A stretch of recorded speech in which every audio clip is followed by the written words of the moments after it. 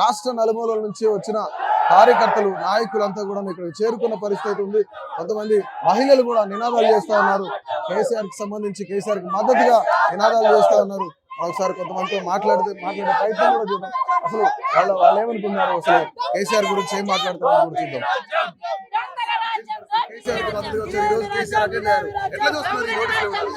ఈ రోజు తెలుస్తుంది కదా, మొన్న ప్రోగ్రామ్ పెట్టిన రోజు కూడా ఎంత జనాలు వచ్చిందో తెలుసు కదా. కేసీఆర్ గారు కనుక తప్పు చేస్తే అంతమంది జనాలు అక్కడికి ఆ ప్రోగ్రామ్ కి అటెండ్ అయ్యే వాళ్ళే కాదు.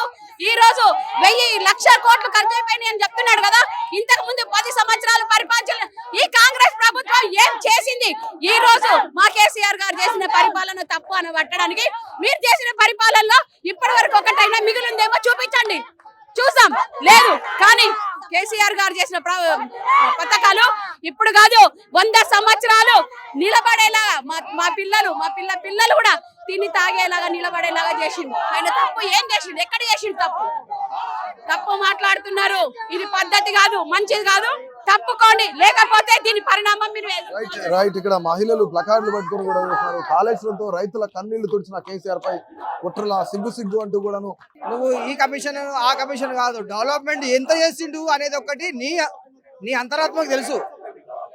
ఏంటంటే కేసీఆర్ గారు సీఎం అయిన తర్వాత ఎంత డెవలప్ చేసిండు అనేది నీ అంతరాత్మకే నువ్వే తెలుసు. అసెంబ్లీలోనే నువ్వు ప్రతిపక్షంలో ఉన్నప్పుడు నేను మా తల్లిదండ్రికి అంత్యక్రియలు చేసిన తర్వాత స్నానానికి నీళ్లు లేకపోతే నీళ్లు చల్లుకొని వచ్చినాను రేవంత్ రెడ్డి గారు అన్నారు ఆ టైంలో.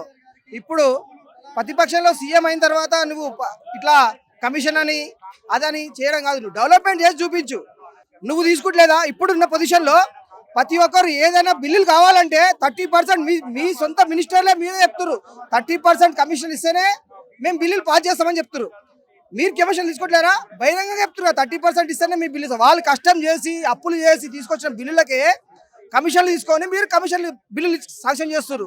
అట్లాంటిది ఇప్పుడు నువ్వు ఒకప్పుడు సీఎం కాకముందుకు ఏముంది నీ ఆస్తి, ఇప్పుడు ఎంత ఉంది నీ ఆస్తి? అజ్జుడు ఎదుటి వారి అదే ముందు బ్యాక్ మనకు కూడా ఎవరెంతమంది అనుకుంటారో అది మీరు కూడా తెలుసుకోవాలి. మీరు కమిషన్ తీసుకుని అంటారు కదా, దాని ఎంక్వైరీ చేసుకురా చేయండి. కానీ ఇట్లా ఒకప్పుడు సీఎం చేసి అధికారం చేసి దోచుకుండు అంటే తెచ్చిన కాడ ఏ ఎవరైనా సరే ఇప్పుడున్న పొజిషన్లో కమిషన్ లేని పని చేస్తురా? మీరు చేస్తురా పని? కమిషన్ లేని పని చేస్తురా? 100 రూపాయలు తెస్తే 10 రూపాయలన్నా తీసుకోకుండా పని చేస్తురా? అది కూడా ఆలోచించండి. తెచ్చిన దాంట్లో 90% కాకుండా 80% డెవలప్మెంట్కి పెట్టిండు. కంపల్సరీ చెప్తున్నా, నేను నాకు చెప్తున్నా 80% డెవలప్మెంట్గా పెట్టిండు. అది మీ కళ్ళ ముంగడ కనబడుతుంది. ప్రతి ఊరిలో సీసీ రోడ్లు, శ్మశాన వాటికలు, కలెక్టరేట్లు, మెడికల్ కాలేజీలు ఏడికెళ్ళి వచ్చినాయి. కాళేశ్వరం మీరు అంటారు కదా, ఒకటి కాళేశ్వరం అంటే ఒకటే ప్రాజెక్ట్ ఉందా?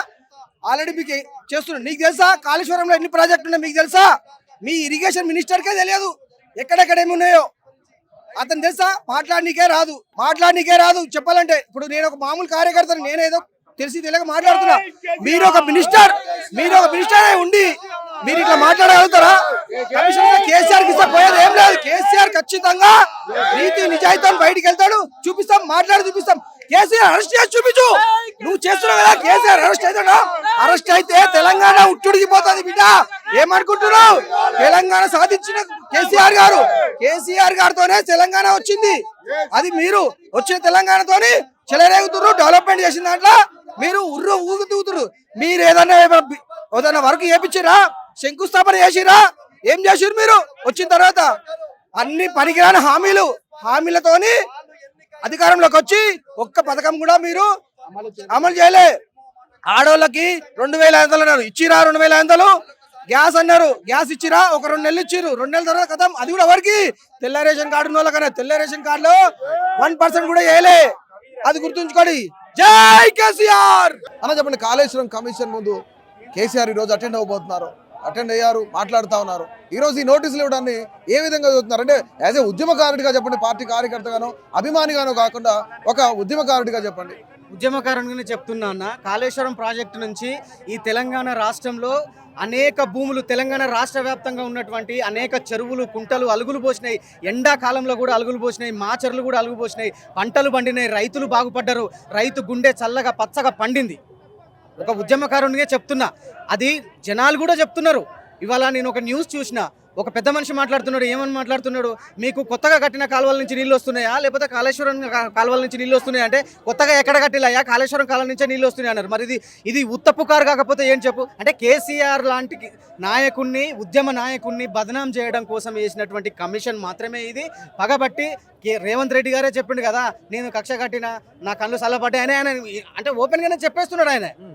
కాబట్టి ఇందాక మేము ఏదైతే మాట్లాడినామో, కేసీఆర్ సార్ ఎంత నీతి నిజాయితీలతో ఆ లోపలికి పోయిండో అంతే నీతి నిజాయితీలతో బయటకు వస్తాడు, జనాలకు అభివాదం చేస్తాడు. ఖచ్చితంగా ఈ కమిషన్ చెల్లదు. రైట్. అసలు కేసీఆర్ ఉద్యమాల గురించి కానీ ఈరోజు కాంగ్రెస్ పరిపాలన గురించి కానీ ఏదైనా పాట సింకయ్య రూపంలో ఒక పాట పాడగలుగుతారా? జై తెలంగాణ, జై కేసీఆర్. అరే ధరణి వద్దంటున్న దద్దమ్మలారా, రైతు బందొద్దనే రా బంధులారా. ధరణి వద్దంటున్న దద్దమ్మలారా, రైతు బందొద్దనే రా బంధులారా. ధరణి వద్దంటున్న దద్దమ్మలారా, రైతు బందొద్దనే రా బంధులారా. ధరణి వద్దంటున్న అగో కట్టుకున్న మన కాళేశ్వరానికి జాతీయ హోదాను అడగని దొంగలు, కట్టుకున్న మన కాళేశ్వరానికి జాతీయ హోదాను అడగని మేడిగడ్డకు ఏదో కీడు జరిగినట్లు గిచ్చుకుంటున్నారు, గిల్లుకుంటున్నారు. మేడిగడ్డకు ఏదో జరిగినట్టు మిచ్చుకుంటున్నారు, గిల్లుకుంటున్నారు. ఇలా నిజానికి మేడిగడ్డకు ఏదో కీడు జరిగిందని 2 పిల్లర్లు ఎక్కడో నెర్రెలు వారిపోతే 2 నెలల క్రితమే చెర్లపల్లిలో కేంద్ర ప్రభుత్వం నిధులతోటి రైల్వే స్టేషన్ నిర్మించారు.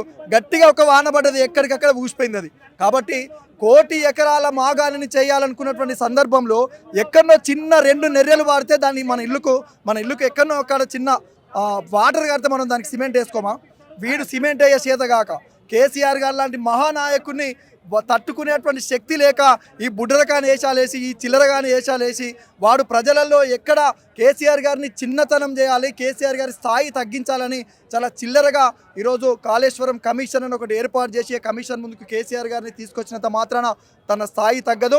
ఒక తెలంగాణ రాష్ట్రంలో ఉన్నటువంటి రైతులే కాదు, దేశంలో ఉన్నటువంటి రైతులు మొత్తం కూడా కేసీఆర్ గారి నాయకత్వాన్ని దేశం మొత్తం కోరుకుంటున్నాయి. ఎందుకంటే కేసీఆర్ గారు 10 సంవత్సరాల కాలంలో రైతుని రాజును చేసినటువంటి చరిత్ర కేసీఆర్ గారిది.